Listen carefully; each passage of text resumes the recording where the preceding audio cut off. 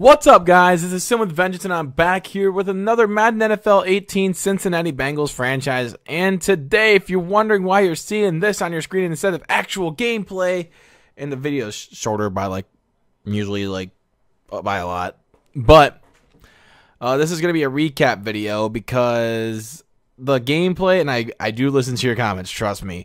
The gameplay for the Bears and Vikings games are a little laggy, so I'm not gonna upload crappy gameplay. And I kind of got caught myself. You guys caught me in that, and I kind of looked back and I'm like, oh crap, it's really bad. So I'm not gonna keep uploading it, and then you guys keep on repeating, oh shit, it's laggy, blah blah blah.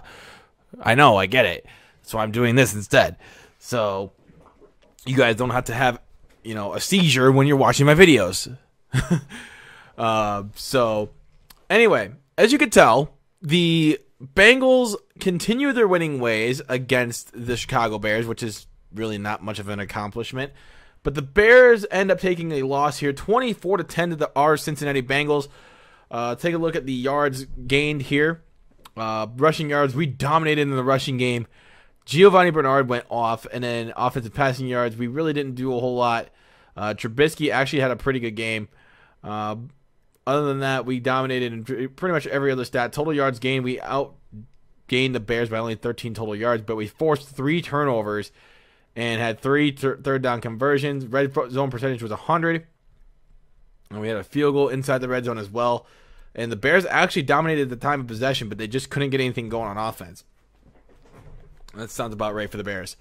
So we're going to take a look at the Bears stat line.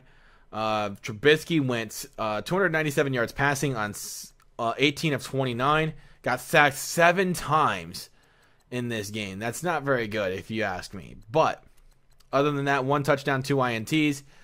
So not a good day for Trubisky much at all. Now that I really look at it, 18 of 29. The completion percentage is good, but nothing really stands out other than that. So rushing the ball, Jeremy Langford, 16 carries, 36 yards. Trubisky had a carry for 5 yards. So they didn't really get anything going in the running game. Passing, Jeremy Langford, 7 catches, 76 yards. Victor Cruz, 6 catches. He had 100 yards on the day. Zach Miller, rest in peace. I got to give a quick little pay my respects here to Zach Miller. Man, what he did against the Saints was an incredible catch. And to see his career possibly be over because of this injury, it honestly kind of breaks my heart a little. I wouldn't wish that kind of injury on my worst enemy. It almost looked, they were trying to save his leg, basically. If you guys don't know what I'm talking about, then I mean, God, it just looked really bad. If you're squeamish, I wouldn't recommend watching it. So knees aren't supposed to bend that way. I'll just say that much. But I hope he gets better soon, and I hope to see him back on the football field because he's actually a really good tight end, and he makes the Bears just a little bit better. Cameron Meredith, 1 catch, 29 yards. Kendall Wright, 1 catch, 21 yards. That's all the Bears really had. Obviously, Trubisky got sacked 7 times, but only 2 of them were on the blame of the offensive lineman. The other ones were just like, oh, yeah, there's a free guy running. Sacks here. Callahan had a sack. Then we had Jay Howard had a sack. Not really much was going on in the sack department here. No interceptions either for the Bears. I don't think. It doesn't look like they had any. Nope. So we didn't turn the ball over there and throw in interceptions. Connor Barth made 1 field goal out of 2 tries from 46 yards. He made an extra point as well. So that's pretty much the extent of the Bears' day right there for him. And Pat O'Donnell had 6 punts. Pretty average day for Pat O'Donnell.